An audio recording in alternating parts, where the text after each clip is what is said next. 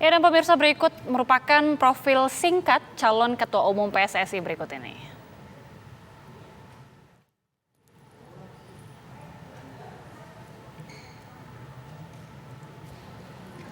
Ya, yang pertama ini merupakan Erick Thohir, usia 52 tahun, di mana jabatan saat ini merupakan Menteri Badan Usaha Milik Negara.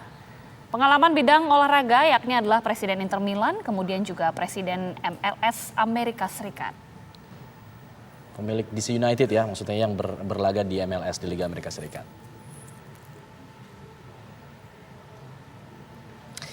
Ya, pemirsa, kita akan lanjutkan perbincangan mengenai ini. Apa sebenarnya menjadi problem utama sepak bola di tanah air sehingga menjadi pekerjaan rumah bagi Ketua Umum PSSI yang baru mendatang. Kita akan bahas bersama dengan sejumlah narasumber, yaitu sudah hadir Presiden Persija Muhammad Prapanca melalui sambungan Zoom, dan juga ada pengamat sepak bola, ada Mas Budi Setiawan yang sudah hadir bersama kita di studio. Selamat sore, Mas Budi. Selamat sore, Mas Budi.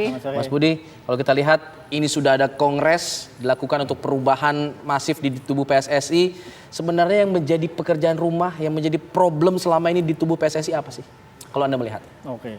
Berdasarkan hasil riset dan survei Football Institute pada bulan November 2022 kemarin, ada 3 masalah besar dari sepak bola kita berdasarkan hasil survei supporter. Pertama itu adalah match fixing, profesionalisme wasit dalam memimpin pertandingan. Yang kedua adalah keributan antar supporter. Yang ketiga itu adalah match fixing. Nomor 1 dan nomor 3 ini saling berkorelasi. Pertanyaannya, apakah wasit tidak memimpin pertandingan dengan baik karena memang ada indikasi match fixing, atau memang SDM wasitnya yang kurang profesional? Itu sudah terbukti dua-duanya. Kedua ini saling terkaitan di mata supporter sepak bola. Artinya dari sisi wasit, ini mereka adalah wajahnya kompetisi. Kompetisi dinilai baik atau tidak ya tergantung wasitnya memimpinnya seperti apa. Kalau banyak keributan di lapangan, supporter tidak terima terhadap kepemimpinan wasit, berarti kan indikasinya sudah terlihat jelas. Maka yang harus dirumuskan adalah bagaimana melakukan rekrutmen wasit bukan hanya di level football family, tapi juga harus diperluas. Karena ini banyak orang yang ingin masuk ke dalam dunia sepak bola, baik sebagai pengurus maupun sebagai pelaku. Kanal ini harus dibuka selebar-lebarnya oleh pengurus PSSI ke depan. Bagaimana menjadi wasit ini tidak boleh hanya miliknya football family, harus dibuka kepada masyarakat umum. Termasuk juga posisi-posisi strategis yang ada di klub, yang ada di organisasi harus terbuka. Karena banyak orang yang mengambil ilmu di luar negeri, ingin mengabdi ke PSSI tapi nggak nemu jalannya. Sementara jenjang karir di PSSI itu mulai dari klub, baik dari klub amatir, SSB, sampai dengan PSSI level kabupaten kota, naik ke provinsi, baru naik ke PSSI pusat. Jenjang-jenjang ini kan nggak semua orang memiliki privilege itu. Nah, kalau semua orang dibatasi ruang geraknya untuk masuk, otomatis sepak bola kita ya hanya akan dimiliki oleh football family yang jumlahnya ini hanya sepersekian dari total 250 juta penduduk Indonesia. Oke. Jadi rekrutmen wasit dan juga profesionalisme wasit begitu ya? Iya. Ya, apakah dengan adanya kongres ini dapat membongkar atau memperbaiki yang tadi Anda katakan tadi? Tidak hanya dikuasai oleh segelintir football family saja, tapi orang-orang umum bisa itu. Apakah dengan adanya kongres ini Anda yakin itu bisa terwujud? Hari ini kita melihat sebuah fenomena, ada pendaftaran calon ketua umum yaitu Pak Erick Thohir. Menurut saya ini adalah sebuah fenomena di mana ini mungkin kali pertama dalam 10 tahun terakhir calon ketua umum itu mendaftar dengan didampingi oleh sejumlah banyak pendukung voter. Sampai 60 voters ya? Tapi yang menariknya ini mendapatkan respon positif dari supporter dan juga masyarakat umum. Artinya apa? Artinya masyarakat ini melihat bahwa sosok Erick Thohir ini melihat ada harapan orang terhadap perkembangan atau kemajuan sepak bola ke depan. Dengan semua CV yang tadi digambarkan di situ kan sudah jelas. Jenjang kita nampak tilas sedikit, rekam jejak ketua umum PSSI dari zaman ke zaman itu semuanya kan bukan yang mengerti sepak bola atau tidak berlatar belakang sepak bola. Sementara Erick Thohir ini punya pengalaman di bidang sepak bola tapi bukan di Indonesia, malah di luar negeri. Out of the box seperti ini yang menjadikan sebuah harapan bagi semua pecinta sepak bola di tanah air menjadi sangat antusias. Ditambah lagi tadi didampingi oleh Raffi Ahmad, didampingi oleh Atta Halilintar, lalu didampingi oleh banyak tokoh-tokoh muda sepak bola, Kaisang juga salah satunya.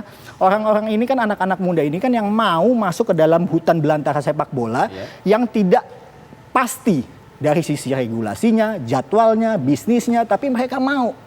Dan ternyata Pak Erick juga tidak lepas tangan begitu saja.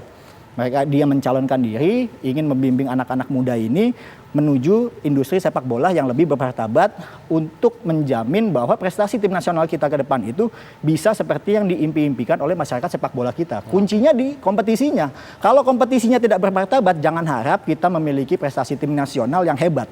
Mau siapapun pelatihnya, kita sudah punya pelatih dari Ivan Kolev, Peter White, dan lain-lain sampai Sintayong, akhirnya kan juga nggak bisa memenuhi ekspektasi publik. Betul. Karena piramida sepak bola profesionalnya yang lebih dikedepankan, bukan di level pembinaan usia mudanya. Terlepas dari para calon-calon ini kan nanti kita juga akan melihat ya bagaimana kemudian nanti bergulir. Tadi Mas Budi menyebutkan ada setidaknya 3 persoalan utama yang kemudian dihadapi. Tapi mungkin bisa dikasih gambaran juga kepada pemirsa seberapa besar atau seberapa masif begitu peran dari ketum PSSI nanti untuk mengungkap persoalan-persoalan ini. Sepanjang pengamatan Mas Budi sendiri melihat ketum PSSI sejauh ini seperti apa ini bisa berperan?